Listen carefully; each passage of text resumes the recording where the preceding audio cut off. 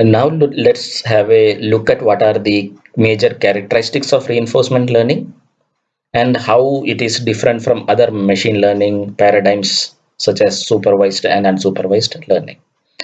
In the case of reinforcement learning algorithms, there is no supervisor, which means that there is no predefined classes if you have a classification algorithm or a predefined target for every sample.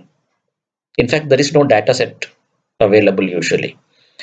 So you do not have a concept of supervisor, only you have the concept of a reward signal. What reward signal means is that at every step or at every instant, whatever the agent, the please remember when I talk about agent, the reinforcement learning algorithms are typically designed in a way to train an agent to behave in a particular way. It could be a software agent, it could be an hardware agent like a robot. Software agent could be a bit of a program. All right, so we will generally refer to that as an agent.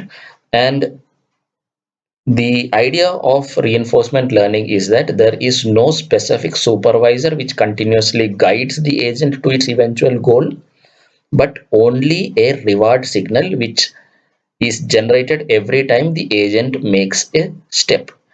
So the reward signal will be if the agent is going in the correct direction, you give it a positive reward. If the agent is going in the wrong direction, you give it a negative reward.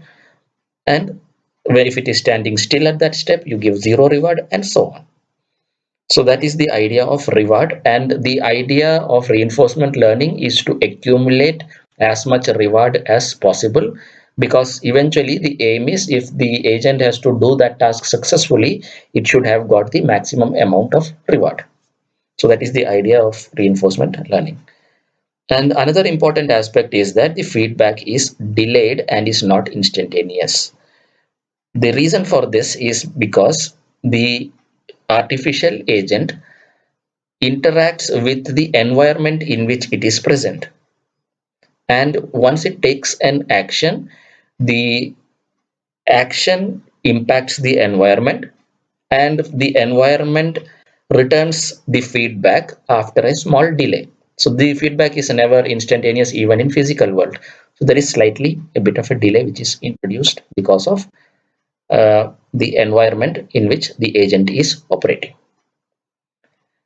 The third aspect is that time is very important, because the behavior of agent is always sequential. It will keep on working over several instances of time or over several steps to go to a particular goal that it wants to achieve. This is very similar to what you will see in recurrent neural networks, where there also the input is sequential. Another important characteristics of reinforcement learning is that the agent's actions affect the subsequent data that it gets. What does this mean? It means that the agent's action have an impact on the environment in which it is operating, and because of that there is a change in the data that it will receive eventually. So its reward will change, its environment which is going it is going to see in the future steps of time will also change. So that is why uh, you have to say that the agent's actions have an impact on what it is going to see and what it is going to get in the future.